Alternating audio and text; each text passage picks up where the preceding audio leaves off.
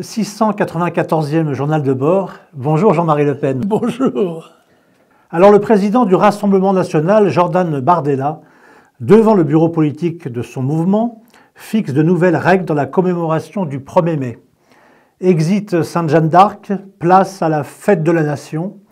Cette année, l'événement sera organisé au Havre sur le thème « Rassemblement national, premier bouclier social des Français ». Que pensez-vous de cette nouvelle orientation ? Je la regrette. Ce changement, selon moi, ne se justifiait pas.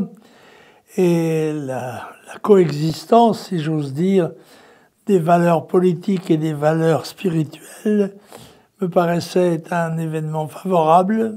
Et je regrette qu'on ait rompu cette unité.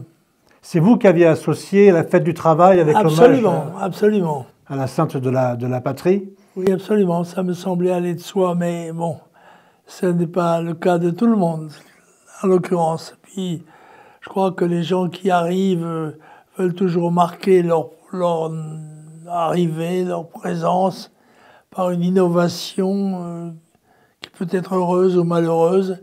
Personnellement, celle-là, je ne la trouve pas très heureuse. Est-ce qu'il n'y a pas le danger de faire oublier tout simplement Sainte-Jeanne d'Arc de l'histoire pour les jeunes ? Oui, je le regrette. Jeanne d'Arc a sa place partout, et en particulier, quand on parle de la nation, la Jeanne d'Arc en est une incarnation particulièrement émouvante. Donc il y a une forte contradiction à fêter la nation sans fêter un de ses composants qui est Sainte-Jeanne d'Arc. Ah, oui. Alors le blocage de la France annoncé pour la journée du 7 mars a connu un succès mitigé. Mobilisation réussie dans la rue, mais moindre participation aux grèves, signe que la hausse des prix aura pesé plus lourd que les appels à la paralysie de l'économie. Le gouvernement connaîtra-t-il une sorte d'accalmie pour passer sa réforme ? D'abord, cet appel à la paralysie de l'économie était un défi scandaleux. On ne peut pas appeler à la paralysie de l'économie de la France. Et que des syndicats se soient laissés aller à cette dérive me paraît marquer une étape de la décadence de ces institutions. Vous pensez que le scénario 1995 ne se reproduira pas avec ce blocage général du pays ? Non, je pense qu'il n'y a pas eu de manifestation particulièrement brillante et comment dirais-je, représentative de l'état d'esprit des Français. Ceci s'est passé dans un silence, somme toute, complice, sans plus. Est-ce qu'on ne peut pas considérer que certains travailleurs sont trop pauvres pour pouvoir faire grève, pour pouvoir se permettre de ne pas travailler des jours non payés ? Non, je crois que ce n'est pas une déterminant, ça. Je pense que si on a l'intention de faire la grève, même si c'est un sacrifice financier, on le consent. En l'occurrence, cette nécessité n'apparaissait pas comme évidente. Alors, retraite toujours, le Sénat achève l'examen du texte. Les derniers pointages indiquent qu'il va peut-être manquer une vingtaine de voix au final à l'Assemblée. Si le gouvernement utilise une fois de plus le 49-3, quel sera le prix politique à assumer pour le président, d'après vous ? Le président subira bien évidemment la critique justifiée par son attitude. Cela étant, bon, ma foi, ce qui est certain, c'est que ça ne passionne pas les Français. C'est l'indifférence qui me paraît être la marque de ce virage politique, plus ou moins si on peut parler de virage, mais une espèce d'asthénie semble gagner le monde politique, après tout. Est-ce que vous ne pensez pas que, oui, justement, que les Français sont davantage concernés par les problèmes d'immigration et d'insécurité qui en découlent ? Certainement, mais ce sont des problèmes dont on ne veut pas parler. Alors on essaye de parler d'autre chose. Et si ces autres choses ne passionnent pas les Français, il faudra bien un jour revenir à ce qui est essentiel, à sa survie. Et au fond, il y a un problème dont on ne parle pas dans cette affaire de retraite, c'est le problème de la démographie, qui est la cause première de...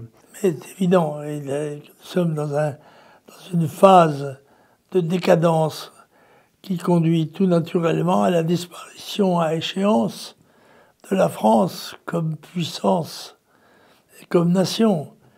Et par conséquent, cela a de quoi nous inquiéter beaucoup. Vous pensez que les gouvernements qui se sont succédés depuis plusieurs décennies n'ont pas assez encouragé la natalité? Oui, entre autres, oui, en effet. On n'a pas fait d'efforts sur ce côté démographique qui est essentiel. Parce que la vérité, la France, c'est d'abord le pays des Français. Il faut qu'il y ait des gens, des hommes et des femmes suffisamment nombreux et dynamiques pour que la France existe.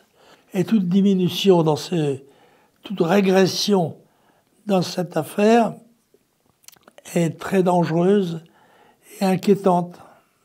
Comme candidat à l'élection présidentielle, vous proposiez de verser aux mères de famille un salaire maternel pour les aider à élever leurs enfants. Ça aurait été une des solutions?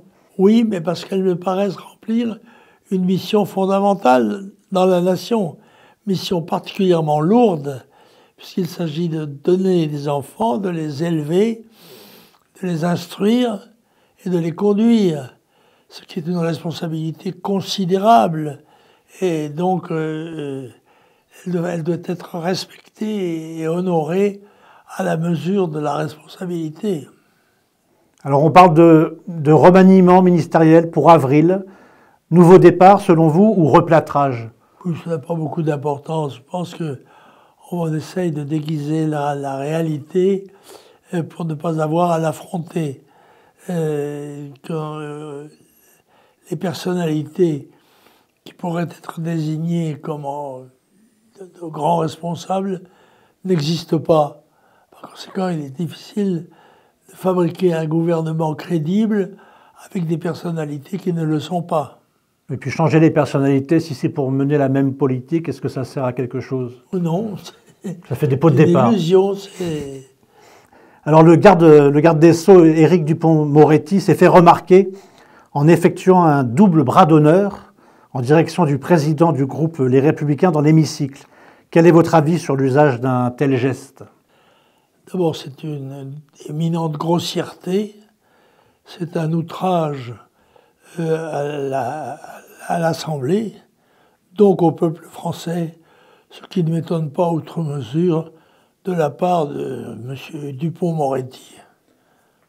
Le même Dupond-Moretti qui s'était prononcé il y a quelque temps pour l'interdiction pure et simple du Front National. Oui, ça ne m'étonne pas.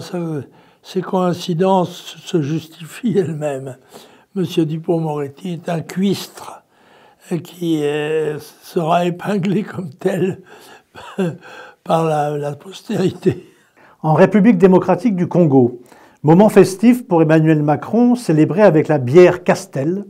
Quelques heures plus tard, en Centrafrique, l'entreprise française est incendiée. Les soupçons se portent sur la milice russe Wagner. La France va-t-elle prendre de plein fouet en Afrique la riposte de Moscou dans le contexte de la guerre en Ukraine? Ça, je dois dire, je ne suis pas suffisamment bien informé en matière de politique étrangère secrète pour vous donner une réponse sur le sujet. Chacun d'entre nous se fera sa vérité par la réflexion. Eh bien, Jean-Marie Le Pen, je vous remercie. Nous vous retrouvons la semaine prochaine. À bientôt. Au revoir.